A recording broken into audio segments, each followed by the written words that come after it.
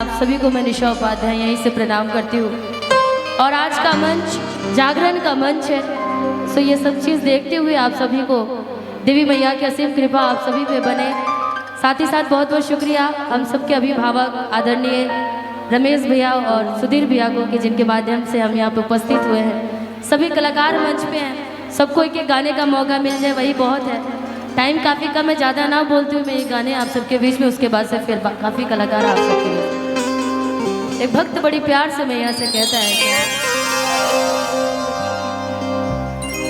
अरे अरे थोड़ा आराम से बहुत बहुत शुक्रिया। कि धरती से कोई को सबा ऊंचा पहाड़ हो भवानी मैया। कि धरती से कोई को सबा ऊंचा पहाड़ हो भवानी मैया। कि सुंदर लगवलु दरबा कि हो भवानी मैया। और ये प्यारा दरबार जो कि एक साल नहीं कई सालों के भांति हर साल, इस साल भी आप सबके बीच में हमारे छपरा के हम सब युवा दिलों के धड़कन सुधीर भैया के कारण, रमेश भैया के कारण आप सबके बीच में देखने को मिलता है। भक्त कहता है क्या कि धरती से कोई को सबा ऊंचा रे पहाड़ हो भवानी मैया। धरती से कोई को सबा ऊंचा रे पहाड़ हो भवानी मैया। धरती से कोई को सबा ऊंचा रे पहाड़ हो भवानी मैया। कि हो भवानी बोले सच्चे दरबार कि ये हो भवानी मैया। सुंदर लगो दरबा ये हो भवानी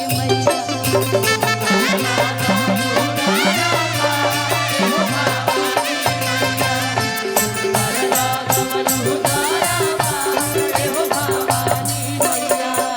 हो मैया मैया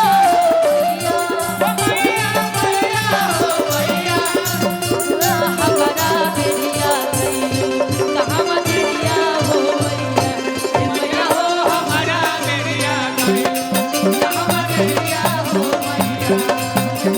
हमारा बेरिया कहाँ मदेरिया हो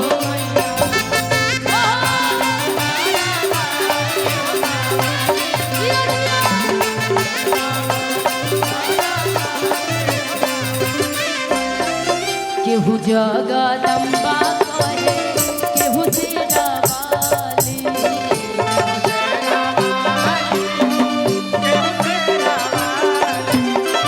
बगले में भैरो तोहर करे रखवाली।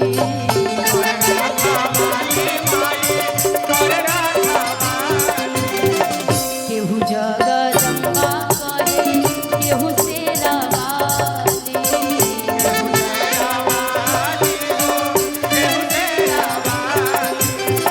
और जिन जिन के हाथ जरा भगवान ने दो दो हाथ दिए जरा एक बार दोनों हाथ ऊपर करिएगा।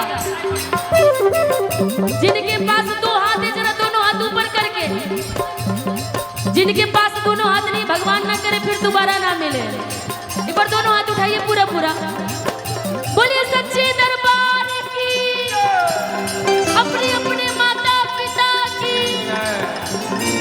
केहू जगदम्बा कहे केहू तेरा वाली।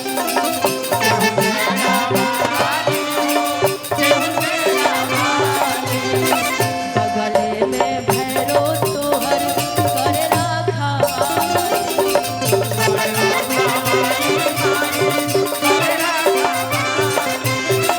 मंदिर के आजू बाजू गूंजे जय जयकार वे हो भवानी मैया। मंदिर के आजू बाजू गूंजे जय जयकार वे हो भवानी मैया। कि ये हो भवानी सुंदर लगवलु दरबा ये हो भवानी मैया। बोले सच्चे दरबार की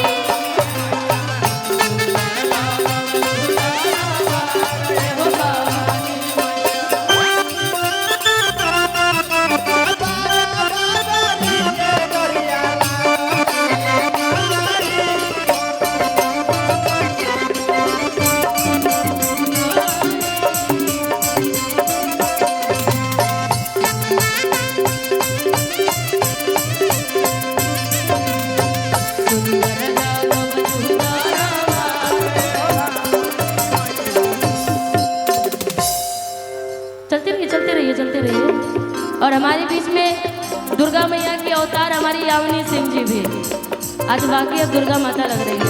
एक बार इनके लिए जोरदार ताली बजा दीजिए। बहुत ही अच्छे प्रिय मित्र हैं हमारे और इनकी जो बातें होती हमारी मजाकिया वाली हो तो भाई अलग ही आपकी बातें निराली है। थैंक यू इसके लिए। लेकिन दो दुर्गा माता यहाँ पे उपस्थित है। करेलू भलाई सब कर बैठी भवन हो,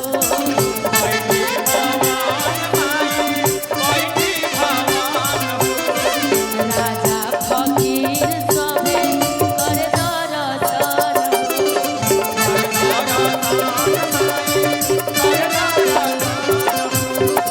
करेलू भलाई सब कर बैठी भवन हो।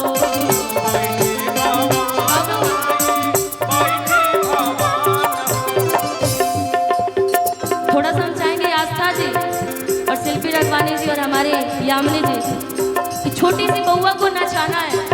हमसे तो ये नहीं नाच रही, आप लोग शायद नचा दें। थोड़ा सा हिला दीजिए तो अच्छा, आप तो हिला सकते हैं। सोना पांडे जी हम भी चाहेंगे कि सुधीर भैया की फल आप भी इधर आ जाइएगा कि करेलू भलाई सब कर बैठी भवन हो,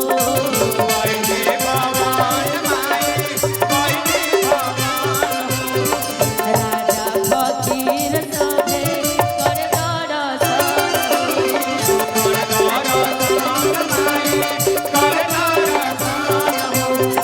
सुधीर रामेश्वर मैया करो उपकार हो भवानी मैया। सुधीर रामेश्वर मैया करो उपकार हो भवानी मैया कि हो भवानी सुंदर लगवल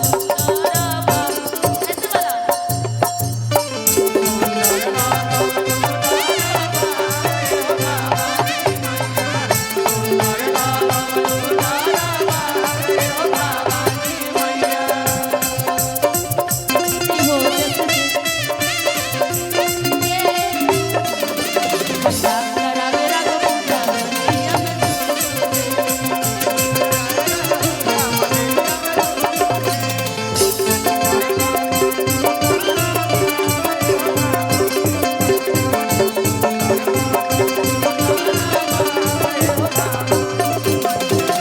धरती से कोई को सवाऊ चले पहाड़ हो भवानी मैया।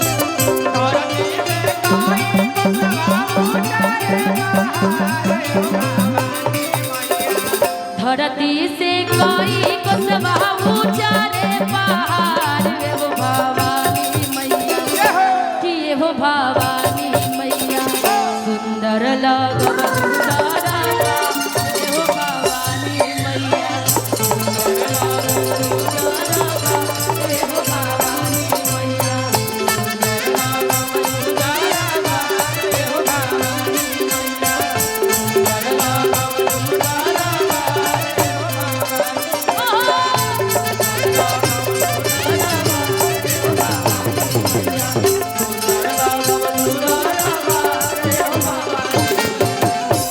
कि सुंदर लगवलु दारा